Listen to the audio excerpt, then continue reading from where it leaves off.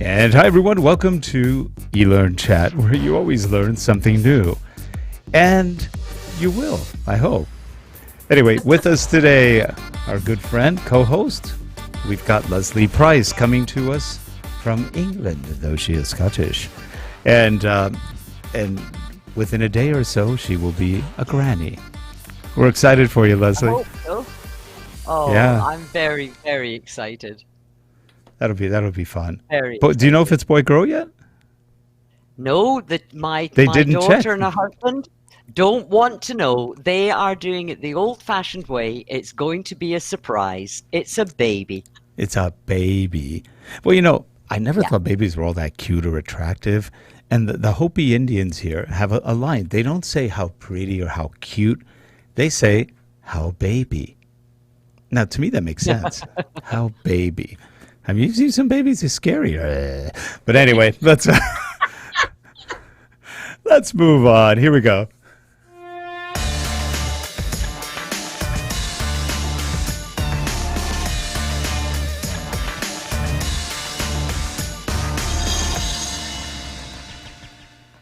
This show is sponsored by Relate Corporation at www.relate.com, your training and video partner. And joining us today in that center position of power, we've got Amy Morrisey back for another visit. And it's so good to see you again, Amy. How you doing? I'm doing great. How are you? We're good. We're good. You left us on the last trip out to the show thinking, she's such a good writer. We really liked what you did and the way you design and think. So kudos to you. That was, you left us talking and thinking, which is good. That doesn't happen all that often. So we were That's not true. thinking or talking, I don't know. But no, you really had us thinking about how you approached the problem of I think you were doing that violence in the workplace kind of train. It was really, or the active shooter thing. That was really well thought out. We had just finished doing one, which is different, but I still like the way you did yours. I thought that's really clever. So you made a game out of it. You made it interesting, and yet you good design. So those are the kind of things that always get us going. That's good. That got us motivated. So Well, I love to get people motivated. yeah, and you just came back from, was it TechLearn or? We went. A faction of us just came back from DevLearn, at eLearning Guild, and prior to that, I did not go this year. But prior to that, we went to TechLearn, Training Magazine's tech conference. Yep. And so I thought maybe some of the things that we shared there, I thought, maybe Rick and Leslie would be interested too. So That sounds good. You were talking about how we are forgetting really good instructional design, or the role of instructional design, and really focusing more on stuff around learning. There's a lot of stuff around learning. There's a lot of noise right now, I think, in the learning community. Is it actually doing much? No, I think it's actually hurting us, but that's my opinion. What do you think? yeah, well, I mean, you think about even going to conferences. If you've ever been to a learning conference and you don't even have to go in the expo hall anymore. Out in the hallways, you're seeing people with VR glasses, and moving their hands around and touching things. And, you get in and it's, here's how you deliver training, or here's a cool way to do mentoring, or here's this new tool that does, whiteboard animations. And I know it's not sexy and it's hard to put a booth up to say, here's good sound instructional design. Yeah. But, if you don't have it, no tool in the world is going to help. So Diane Elkins and I did a general session at TechLearn, and we started out with kind of this fun idea, a tech mashup that said, what if you had to design onboarding training and the only tool you had was a Ring doorbell, the outside Ring doorbell? What would you do? And we actually held a contest. I was trying to see if I could get back to find find the winner, but it's a little too far away in my Twitter feed at this point. But we did have somebody turn in a great learning program on how to lift boxes, all shot from a Ring doorbell. Oh, funny. That's pretty cool. Yeah. But in the session, we had several things going on in the session, but one of the activities that we did was we divided the group in half and gave them the same instructional challenge. And one half of the room had any technology they wanted. They could dream as big as they wanted. They could have whatever budget in the world they wanted. And, they worked together for a few minutes to brainstorm ideas about, how they would go about it. And the subject matter we gave them was phishing scams and email. So something very simple. The other half of the room, we said, you get Post-it notes and a poster board or a flip chart page. Yeah. And that's all they got. And while I would not disparage anyone in our general session, because there were great ideas all around, I will tell you, when we took away all the bells and whistles and people felt like they didn't have anything, their instructional ideas and their creativity skyrocketed. Interesting. Just in a little 5-minute activity. But isn't that, Amy, when you look back, when I was young, and I'm sure it was the same with Rick, what our teachers had were blackboards. Whiteboards didn't even exist. You had blackboards. And, as a child in the class, you were on blackboard duty, and your job was then to clean off the board before, at break time. Yeah. And what you had to do was not rub your nails on it because the noise it made. Mm-hmm. But, I ended up getting, doing very well at school and going on and doing well at university. But in school in particular, my teachers didn't have all the gadgets, but they could do really, really interesting, interactive, really genuinely interactive lessons using a blackboard. Right. Mm-hmm. Yeah. See, I went to a different and you school. think today, my kids in school have Promethean boards in all of their rooms. So they're smart boards. They can play videos. They can interact with them. They're touchscreen. They can, they can do all kinds of things. But the question becomes, is that what really matters? Does it matter that they have a fancy board, or does it matter, who that instructor is from the front of the room helping them learn whatever it is? Yeah. And is the teacher instructor making it interesting and interactive enough that the kids or the adults or the employees actually want to engage with it?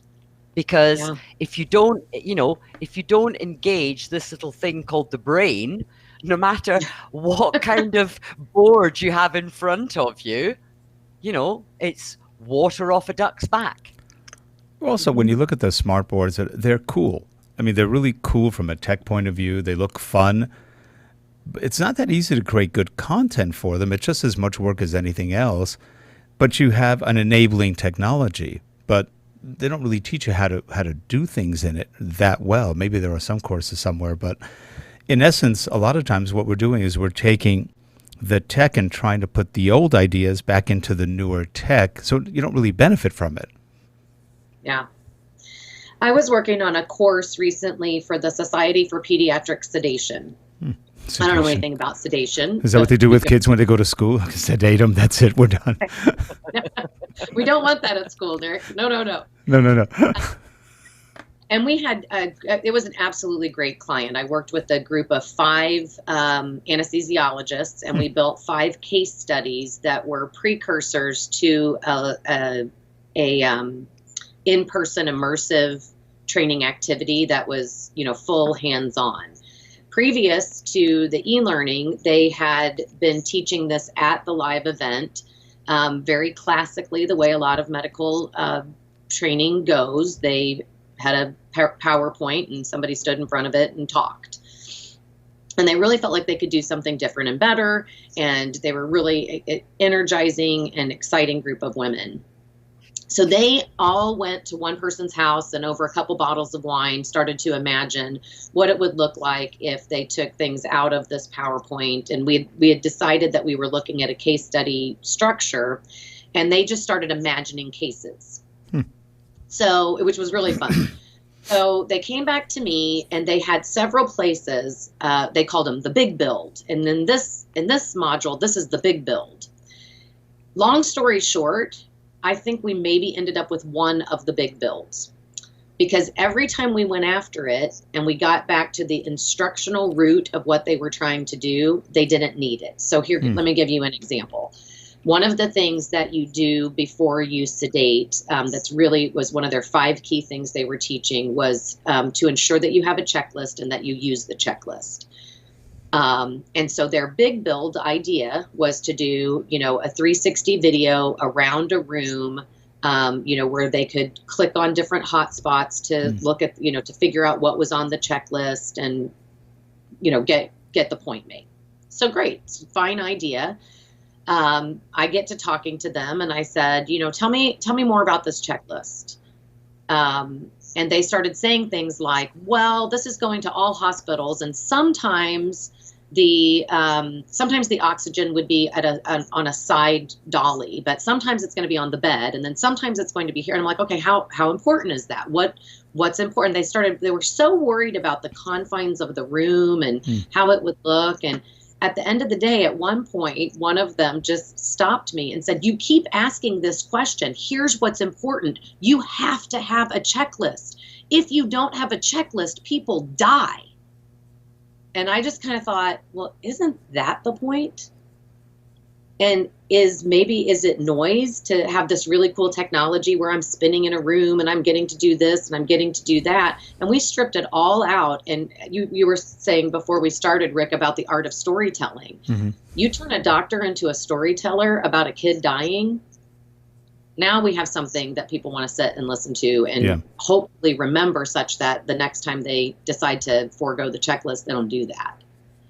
Yeah, that's interesting. But storytelling to me is something is a lot of people take it for granted that, we've all been listening to stories since we were very little children. Mm-hmm. And if we have children, we've been telling stories for a long, long time. But there's actually a skill in storytelling. Yeah. And I think very often that skill is underrated. Mm-hmm. And it's hard to do sometimes in e-learning. If all you have is some images flying in and a narrator that you don't really know if they're an actor or just a voiceover. It's challenging, even if you have the skill one-on-one. When you take it out and put it into an e-learning course, sometimes those are scary courses to build, I think. Yeah, and you wind up focusing on the fluff of the course rather than the actual essence of the course. Many times if you look at a course, there's we've all been through very long e-learning courses that are just torturous. And there's nothing worse. I remember years ago when we started developing courses, I was looking at some existing stuff, and people love to put the number of pages in a course. And I was thinking, I don't know. The minute I see one of 284, one of 284, I just want to commit suicide. It's like, no, not 284 pages of this. And they go, no, we need to have the page count. Why? Why are you torturing people? What does it do? It just makes you impatient. Let's get rid of that stuff. And or the status bar, which is, again, if you have 284 pages, there's going to be one big status bar. It's never going to move until you get about halfway, and then you go, I've only made it halfway, and we still have how many more pages? We don't know, but it's still, there's those things, and there's also the sound effects that we talked about, excess music, excess this. Sometimes there's a story around it, but it may not have anything to do with what you're actually learning. So you just go, what? Or the games. The games are horrible sometimes. So you've got a game that has nothing to do with what you're learning. And you go, okay, so what does this do? It's like if you win the game, then you get to go learn something. Otherwise, you have to go back to the game. I don't get it. And I like gaming, but not when it has no real intention or purpose to it. So, what do you see out there when you're doing your thing? There's a lot of stuff that just seems fluff. Yeah, I think there is a lot of fluff, and I agree. You mentioned some of my pet peeves there: the page numbers, PDF training, next, click, read, next, click, Mm-hmm. read. When you think that the most engaging thing is to get to do a click to reveal where you get to click before you read instead of after you read. What's really exciting. Mm-hmm. We're big proponents at Artisan E-Learning of action-based learning, action mapping, big Carol Moore fans. But at the end of the day, I mean, what I want to know from a subject matter expert or a client before we build anything is not what do you want them to know, but what are they going to do with this? At the end of this, when you've finished that 284 page whatever, what are you supposed to do with it? We go on disability. If we can get them to identify action, then we have a much better chance of writing a solid course. Yeah. I also like, yeah. Go ahead. I also like if storytelling is involved, I also like the concept of branching scenarios, because branching scenarios is one of the things I was always taught when I was little is in Scotland, we've got a saying is not that'll teach you, that'll learn you. So if you touch something sharp, and you hurt your finger, that'll learn you. You won't do that again. And what I like about storytelling and branching scenarios is that people are allowed to make mistakes in a very safe environment, and yet potentially see then you could have a video. You're talking about, this is life or death. You could have, if you get it wrong, this is what your outcome will be. And people then go, wow. Leslie, we did a course years ago. This is about 1995. It was for a large public utility in our area. And the manager we were working with had a good idea, and we ran with it. He said, if you turn off the system at the wrong place, you've just put 250,000 or more people out of power. So we had a thing where if they hit the wrong, so it was a simulation of how to use automated software to run the grid at these parts of the grid. And when they hit the wrong button, boom, you get the flash, and all of a sudden now you've got a counter in dollars of how much money is being lost per second by them being down. And then at the end, there was a sign that says, "You're fired." And it got taken down by HR. They didn't let us do it. The manager really wanted that because he wanted to impress upon them that not only are you jeopardizing the people in those areas and how many hundreds of thousands or even millions, LA is a very big area. You could take out a lot of people without even thinking about it. He also said you could lose your job for that because you would be liable for possible injuries, accidents, thefts, whatever else because of that outage. And no, they took it out. They said the union wouldn't like it. It was really a shame because it was impactful. It made you think, man, did I just mess up? But it was good in that respect too. And now they did let us keep a death scene in one of our videos where it was for a lineman and she actually electrocuted herself by doing the wrong thing. And we had a camera spinning. Actually, we didn't spin the camera. We just filmed her and then we spun in post the video of her as with the blood coming out of her mouth. It was, we had some stage makeup, and it was very impactful. And they showed that to about 300. I said it is Halloween. It's just Halloween. It's perfect, yeah. But they had about 150 or 300 linemen who looked at it, and about half of them were in tears during the movie. And it was only about a probably 10-minute movie. It was mainly a music video with the different music clips, and she's just in a rush. They got to get this. She's got to finish up. And the more you rush, the more accidents and mistakes you make. And the final one was her own life.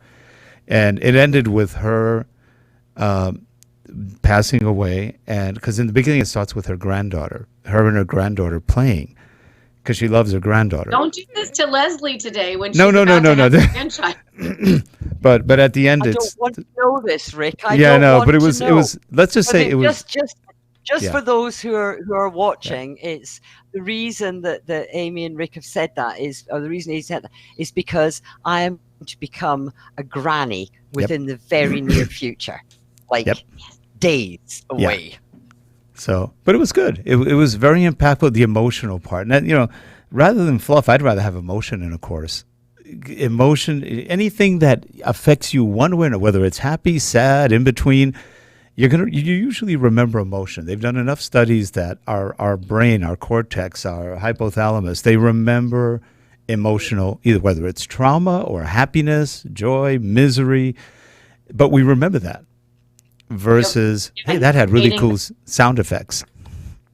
Yeah, you created a memory for them Yep. with that. It was an emotional memory, and we can attach to that. And that goes for, the rest of your life. My mother is struggling with dementia right now, and will be for the rest of her life. And one of the things that they tell us is, as she forgets people, she will remember emotion. So she may not know my name anymore, but she'll know that I'm safe. So that's at the core fundamental of our brains there. There were several things you said that I wanted to jump in on. First of all, I said Carol Moore and not Kathy Moore. I have an old friend named Carol Moore, and I do that all the time. So I apologize, Kathy, if you're watching. But everything you talked about, if you think about instructional design, and I may be unpopular with this notion, but I think some of the purists in instructional design can kind of be snobby and get in their own ways as well, arguing over Addie versus Sam or whatever the latest and greatest is. And not to say that those are bad models or anything like that, but to me, it's the kind of thing you're talking about. How can I have an impact such that someone will do something differently? We, several years ago, went through a program at Artisan. We had a consultant come in and just kind of help us grow together just as a business. And one of the things they had us do was establish our core focus. And it took us, 2 days to figure out this little sentence. We help people know what to do through custom e-learning. That's good. And as simple as it is, we started talking about the things we have helped people know what to do. So you helped someone know how to stay alive. We have helped premature babies get fed because we did a course for their moms to help feed them. We have helped keep people safe in industrial equipment. Yeah. And we've also helped people use their purchasing card correctly because they know what to do through this. So, it's not that everything has to be noble and great and strong, but all of those under core principles are important. At TechLearn, I went to a conference, a pre-conference called GameCon with Sencha Learning, and they're, the game people. And it was really good. I had a lot of fun, and I met a lot of really interesting people. And one of my favorites that I met is a teacher, and a high school English teacher named John Meehan. And he's also a teaching coach. And one of the things he does when he's coaching other teachers is he asks this question: are your kids required to be in your classroom? And of course the answer is yes. And then he asks them, if they weren't required to be in your classroom, would they show up? For a lot of teachers, the answer is no. And frankly, for a ton of e-learning, the answer is no. And so what if we charged ourselves with that? What if every time we go to build a course, we ask ourselves, if people were not required to be here, would they come? And would they get something out of it? Would it be valuable? And, giving the 5 bullet points on the history of the company, nobody cares. How's it going to help me do my job? How's it going to help me be better? How is it going to help me be empathetic? Whatever it is I need to do when I leave the course. It's interesting that you mentioned that, because I've recently been judging the Learning Technology Awards, which are the big awards in the UK. Yeah, and I've been doing this since the awards started, and I really enjoy it. And what's interesting is one of the questions that's always in the back of my mind is, what is the impact? What is both the impact on the organization, but also the professional impact? And these questions, these criteria, are now actually part of the judging criteria in the awards.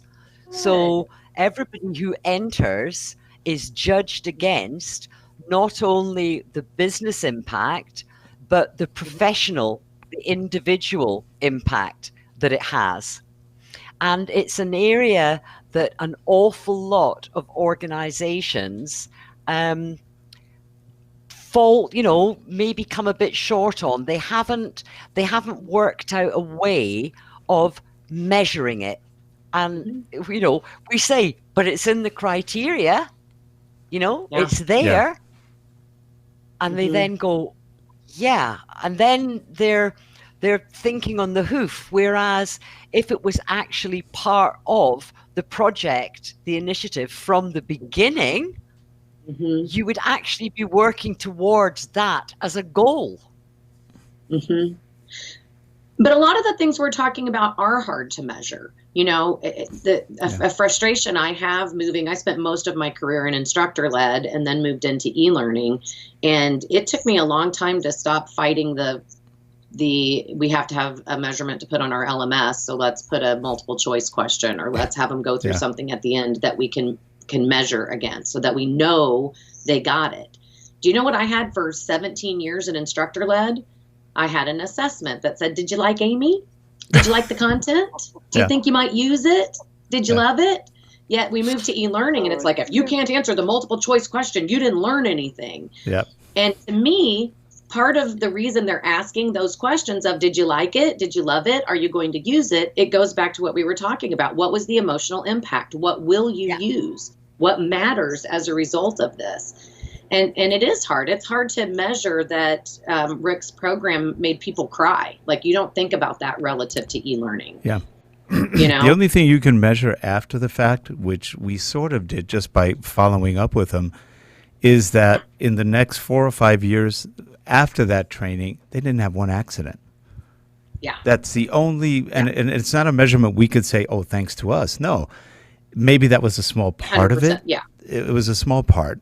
But the thing is, the fact that they didn't have any more serious accidents was great because there was no life lost. And we actually, it's funny, on more than one occasion, we've gotten training contracts because of people who lost their lives, and we had to go in and create training to teach people not to do the same mistakes. And it was life critical. And one of them was with mental health services because they had a patient who actually, somebody they had arrested. They didn't really know the person was mentally ill, blah, blah, blah. And I think he was killed by a cop or something, and that sparked a whole mess of issues because they didn't know how to handle the situation. Because a mentally ill patient can be very difficult to deal with if handled incorrectly. And so, all of that kind of stuff. So you can only measure the impact you've had. You don't know if it's successful or not, but you can measure at least the emotional impact.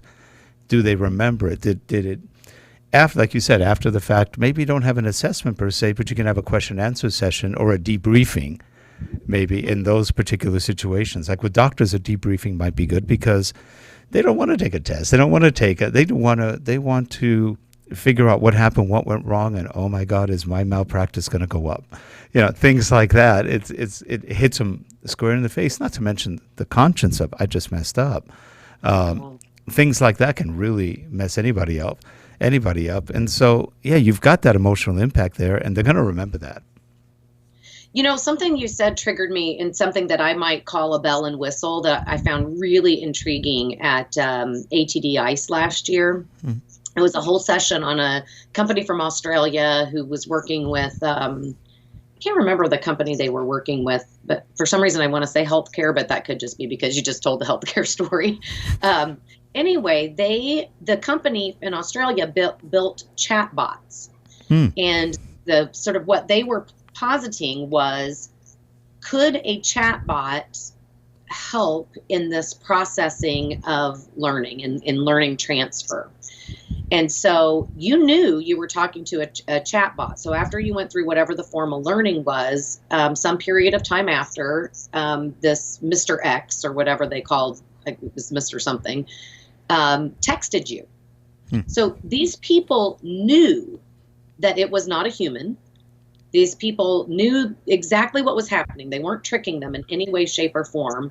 And they were comparing the chatbot's results to one-on-one individual coaching. So the one-on-one individual coaching beat the chatbot, no doubt about it. But it was shocking how well the chatbot did. And what they were measuring was the level of engagement of the person. So did I answer the chat? How long did I engage in chat? How far back and forth was it? And I mean, I was stunned, but you think about it, it's not unlike journaling. You know, I'm going to have some prompt questions that a week later I'm going to go through and see if I can remember, or I'm going to pause and think about that and maybe just pull out a notebook and jot a few notes down. So it isn't that much different. And so going back to kind of the guts of our conversation, there's really cool stuff out there. Yeah. And if it's used with a good sound instructional base, good on you. If you're doing VR because VR is the sexiest thing going, I pause and ask myself, you know, what master am I trying to serve? You know, am I trying to serve we have to entertain the people master? Or am I having to serve the master of, hey, it's fundamentally our jobs to help them know what to do? So. Yeah, good points. Makes sense to me. And with that, we are pretty much out of time. Amy, we'd love to have you come back. And we have to give her assessment for the day. Oh, Amy, we like you. So that's part of the assessment. Like me? Yeah, we like you. We remember the training. You did a great job. 5. How much did you like me? No, I'm just kidding. Oh, you're up at the top. Like the sparkly necklace. And we like the sparkly necklace. You like the sparkly necklace? I put that on just for you, Leslie. Yeah.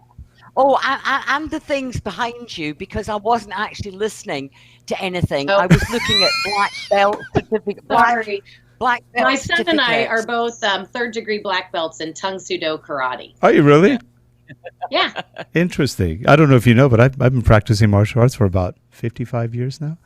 Oh, for real? And I teach, I don't teach much anymore, but I don't do taekwondo or Tang Sudo, but I knew Chuck Norris a long time. He was a Tang Sudo guy, and he had a school about a block from where I lived, and I got to meet and practice with him and his students. It was fun. I was a kung fu guy at the time. Yeah, that's my hidden personality that I don't talk about too much, but yeah, I've been doing that for a long time. Invite me back, and we're going to talk about it. That'll be fun. You know, it's one of those things. I'll give that one a miss. You give that one a miss? Yeah. I don't know. I heard you can kick pretty well. Yeah, I know. I'll be doing Scottish country dancing or duking for apples. Yeah, I keep telling her I'm going to bring my claymore in. I have a claymore sword, which I really like, and it's battle ready. It's a real sword, and she always goes, they wouldn't really? allow you in the country. I'm scared if I bring it, I'm going to get stopped at one day in the car. Why are you carrying a sword? It's for demo's sake. You're going to have to ship that ahead. Yeah, but I've carried weapons before. Just you have to be careful what you carry, because why are you carrying swords and a spear? It's just a hobby. They'll look at you kind of funny if you get stopped. I'm going to Scotland. Yeah, I'm going to Scotland. I have friends, and William Wallace's relatives are there. I want to meet them. So, yeah, it's a lot of fun. But no, I've got that. One day I will bring the sword and spook you, just to show that I actually do have it. It's about 5 feet long too. So it's definitely long. No, I didn't know that about you, Amy, either. So that's cool. Yeah, little something. Yep. So, well, thank you so much for having me again. I really do appreciate it. Thanks for coming on the show, and we look forward to seeing you again another time. We've got other topics we can talk about. Yeah. Actually, you know what's funny? I wrote a blog in our blog one time about how martial arts and training have a lot in common. It's on our blog if you ever want to take a look at it on the website. Yeah. Just kind of combining the two, because there's a lot of things in training is training, no matter what you're learning, listening to, or whatever. And of course, as a martial artist, you don't want to train people in a namby-pamby way, which is what I hate sometimes, how the kind of stuff we're forced to do in training. It's like, oh, this is such bad training. Clients sometimes, I don't care, I want it this way. All right. We can only do what you guys want, but it would be maybe better if we tried this approach. No. Okay. We've been through, everybody's been through that. I think we've all been through that. Sure. So, and like I always tell people, some of the worst training we've ever created, and people like it. Oh, why? It's just Too much painful. information, Rick. Yeah, Too it's much just painful. information. Yeah. Anyway, well, hey, we appreciate having you on. Have a good Thanksgiving. Oh, not Thanksgiving. What day am I? I'd have a good Halloween tonight. Enjoy it, and we'll see you next time. And if you're watching the show, please subscribe. Give us your feedback. And Amy's information is below if you want to get a hold of her. Thanks, guys. Have a good Amy. one. Bye-bye. Bye.